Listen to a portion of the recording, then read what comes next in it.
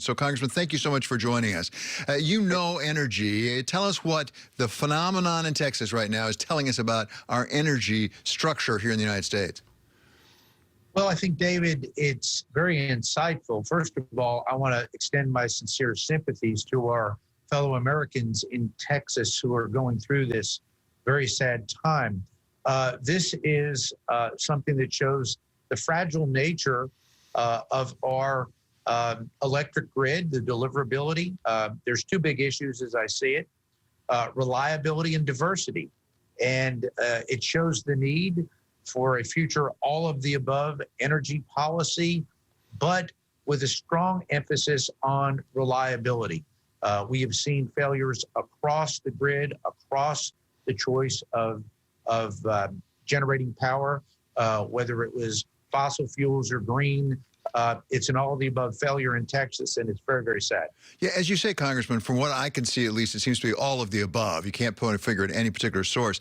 At the same time, there are some people saying part of the problem was Texas really handles its energy different from some other states. They're more loners, as it were. They don't interact as much with the rest of the grid, and they haven't built as much excess capacity in. Is that something that we should be concerned about as a nation when a state the size of Texas goes its own way? It's an interesting question. As we know, our great friends in Texas pride themselves on their independence, and it is a great state. The danger of being independent is that you have the upside of being independent on the cost side, but take a look at the great state of Tennessee. We have the Tennessee Valley Authority, which has abundant resources, has connectivity to other areas. So there's a built-in buffer, if you will, to deal with that situation.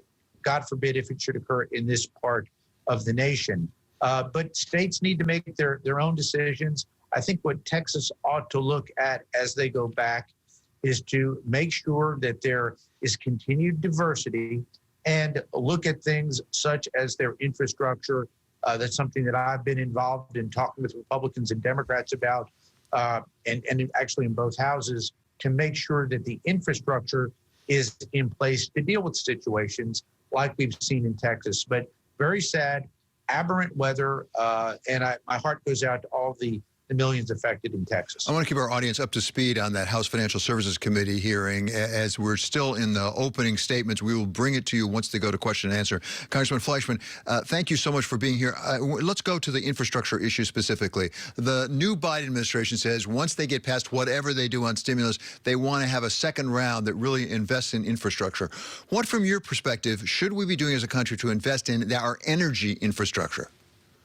Well, several things. First of all, protection of the physical assets. We've seen situations before that occur. We saw it in Florida. We saw it actually in Nashville, Tennessee, when there was a suicide bomber basically take out a facility, and it affected the entire state in terms of communications.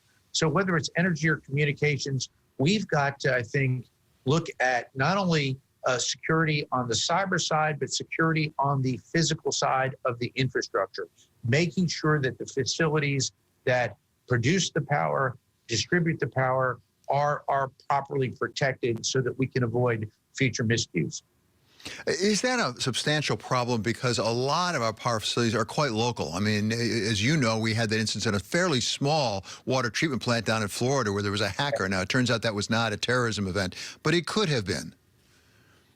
Absolutely. Again, if there is a physical failure, if there is damage done to a facility, clearly it could affect millions of customers and have tremendous ripple effects. So as we look at a large infrastructure bill, and I hope we go big, we need roads, we need bridges, we need locks and dams. There's no question about that. I think there's a strong bipartisan appetite and strong support from the American people that we should have a good infrastructure bill. But we need to think long and think deep and long term. What about storage? One of the issues that people raise is that some of the renewables, such as wind, such as solar, are intermittent, as it were. It depends on the weather, among other things. Is there a possibility to really invest as a nation in storage capacity for our energy? I think that is so critically important. And that goes, David, to the reliability factor. Regardless of the source of the generation of power, storage becomes so critically important. That's why I'm so fortunate I represent the Oak Ridge National Laboratory that is working so hard, for example, on that issue, whether it's battery storage, so that we can keep that power when it is generated and then be able to avail ourselves of that as needed. So storage is going to be critically important. We've made great strides as a nation. I mean, battery storage over the past 10 years has become less expensive, but it's still not quite there. There's a tremendous amount of research being done at the national labs. So we need these public and private endeavors to make sure that we work on storage, and I think we can get there. Congressman, it's really great having you here today. Thank you for your time. It's Congressman Chuck Fleischmann. He's a Republican member of the Energy and Water Subcommittee of the Appropriations Committee in the House of Representatives.